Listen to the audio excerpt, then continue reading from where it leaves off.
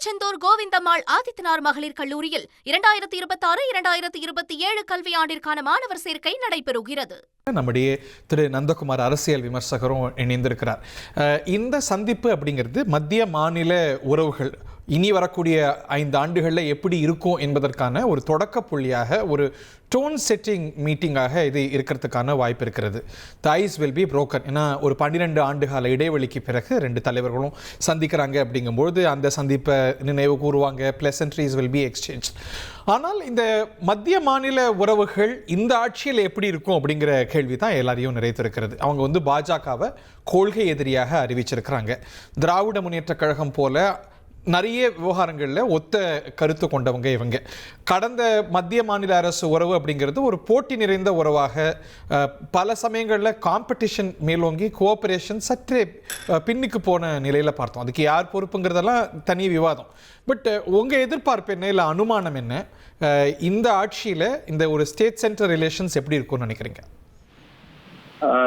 இது நம்ம at end of the day prime minister ஆகட்டும், சீஃப் மினிஸ்டர் ஆஃப் ஸ்டேட் ஆகட்டும், எல்லாரும் அவங்க ஆபீஸ் சர்வ் பண்றது மக்களினுடைய நலனுக்காக தான். அவங்க கட்சி சார்ந்த கொள்கைகள் எப்படி இருந்தாலும் அந்த பதவிக்கு வந்ததுக்கு அப்புறம் மக்கள் நலன் தான் அவங்களுக்கு முக்கியம், கட்சியையும் கடந்து. அந்த வகையில இப்ப தமிழகத்தினுடைய முதல்வராக வந்திருக்கக்கூடிய விஜய் அவர்கள் கொள்கை எதிரின் பாஜகவை சொல்லியிருந்தாலும் அது ஒரு அரசியல் சார்ந்த நிலைப்பாடு. அதுக்காக ஏற்கனவே இருந்த திமுக மாதிரி தமிழ்நாட்டுக்கும் டெல்லிக்கும் சண்டை அப்படிங்கிற அளவுக்கெல்லாம் போகணுங்கிற கட்டாயமும் கிடையாது, அவசியமும் கிடையாது. நமக்கு இன்னைக்கு பல பிரச்சனைகள் மாநிலத்துல இருக்கு. நம்ம அதுக்காக அவங்க பாரதிய ஜனதா கூட போயிட்டு ஒட்டுறவாட வேண்டியதில்லை. ஆனா அந்த மாநில அரசாங்கத்துக்கு மத்திய அரசாங்கத்துக்கு கூட ஒரு சுமூகமான உறவு இருந்துச்சுன்னா அது தமிழக மக்களுக்கு நல்லது. எந்த இடத்துலயும் நம்மளுடைய உரிமைகளை பறி கொடுக்காம, அதே சமயம் வெறும் பாரதிய ஜனதா எதிர்ப்புங்கிறது மட்டும் ஒரு அரசியலா முந்தைய அரசாங்கம் கடைபிடிச்சுக்கிட்டு இருந்தாங்க.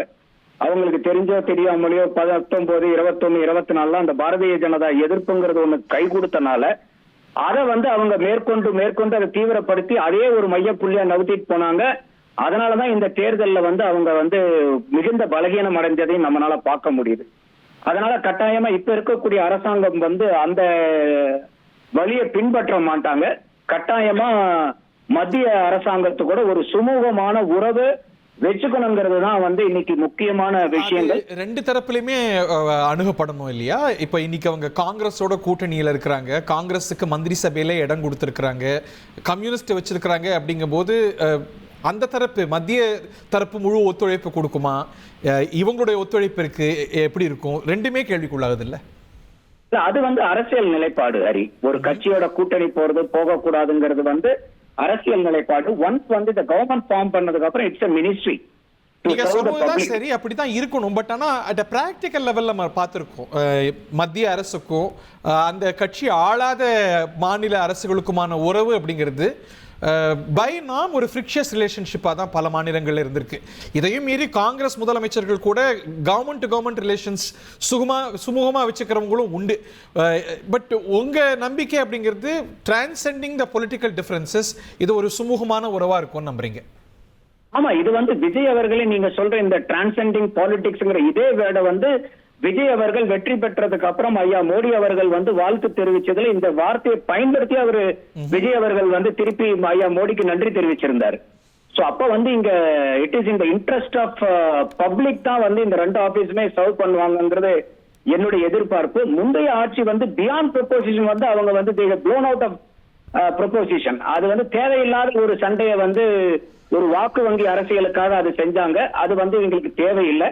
இன்னைக்கு நமக்கு நிறைய பிரச்சனைகள் இருக்குது. பொலிட்டிக்கல் பிரஷர்ஸ் இருக்கிறதா பார்க்கலையா? இவங்க விரும்பலாம், விரும்பாம இருக்கலாம். அவங்களோட கான்ஸ்டிடியூவன்ஸா இருக்கக்கூடிய கட்சிகள்லாம் தீவிர பாஜக எதிர்ப்பை கோர் டிஎன்ஏவா வைத்துக்கிறாங்க. ஸோ அந்த கான்ஸ்டிடியூன்சியையும் அவர் பார்க்க வேண்டியிருக்கும். இயல்பா ஒரு சூழல்ல சமரசத்துக்கு வாய்ப்பு இருக்கக்கூடிய விஷயத்துக்கு சமரசம் பண்ண முடியாத ஒரு பொலிட்டிக்கல் கம்பல்ஷன்ஸ் மாநில அரசுக்குமே கூட உருவாகும். அதெல்லாமும் நம்ம ஃபேக்டர் பண்ணணும்ல? இல்ல, நீங்க கூட்டணி கட்சிகளை அவங்கள சாட்டிஸ்ஃபை பண்றதுங்கிறது அவங்களுக்கு எதிர்க்கிற ஆளர் பூராமே விஜய் அவர்கள் எதிர்க்கணுங்கிற கட்டாயம் கிடையாது. அது இட் இஸ் அப்படி ஒரு எதிர்பார்ப்பு இருந்துச்சுன்னா அது நியாயமான எதிர்பார்ப்பு இல்ல. அது அதுக்கெல்லாம் விஜய் அவர்களும் ஈல்டாக மாட்டாருன்னு தான் நான் நினைக்கிறேன். எந்த இடத்திலும் யாரா இருந்தாலும் மாநில உரிமையை நீங்க விட்டு கொடுக்காதீங்க. அதே சமயம் வந்து மத்திய அரசாங்கத்தினோட உறவுல இருங்க. இன்னைக்கு நமக்கு ஏற்கனவே வந்து கர்நாடகா வந்து மேகதாது அணையை கட்டிய தீர்வு வந்து அவர் சிவகுமார் சொல்லிக்கிட்டு இருக்காரு. அவரு இன்னும் ஒரு நாள்ல சித்தராமையா ரிசைன் பண்ணிட்டு அவர் முதல்வராக போறாருங்கிறதெல்லாம் பேச்சுக்கள் அடிபடுது. அந்த மாதிரி இருக்கும்போது இன்னைக்கு வந்து நமக்கு ஏற்கனவே இருந்த திமுக அரசாங்கம் வந்து இந்த தேர்தலுக்கு முன்னாடி அவரை கூட்டிட்டு எல்லாம் வந்து இங்க பிரச்சாரம் பண்ணிட்டு இருந்தாங்க அவங்களுக்காக.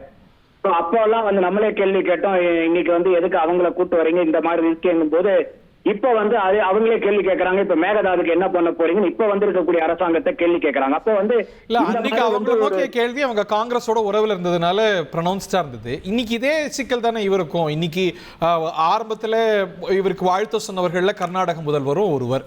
சோ இவங்க கூட்டணியில இருக்கிறாங்க அப்படிங்கும் போது அவங்கள நோக்கி என்ன கேள்வி காவிரி போன்ற விவகாரத்துல எழும்புமோ அதே கேள்வி அதே சிக்கல்கள் இவங்களுக்கும் அந்த பொலிட்டிக்கல் லெவலும் இருக்குதானே.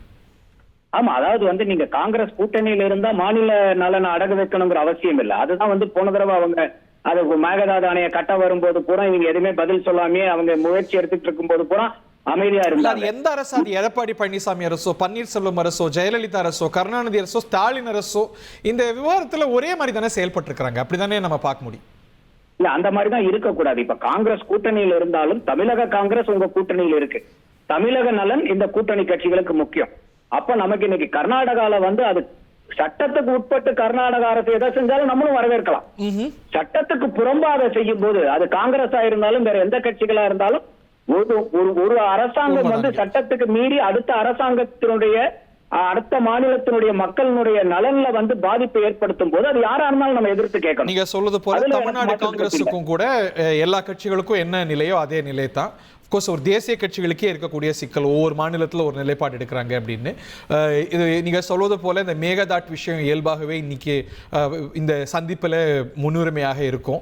அதை தாண்டி என்னெல்லாம் பேச போறாங்கிறத பார்க்கணும். திருச்செந்தூர் கோவிந்தம்மாள் ஆதித்தனார் மகளிர் கல்லூரியில் 2026-2027 கல்வியாண்டிற்கான மாணவர் சேர்க்கை நடைபெறுகிறது.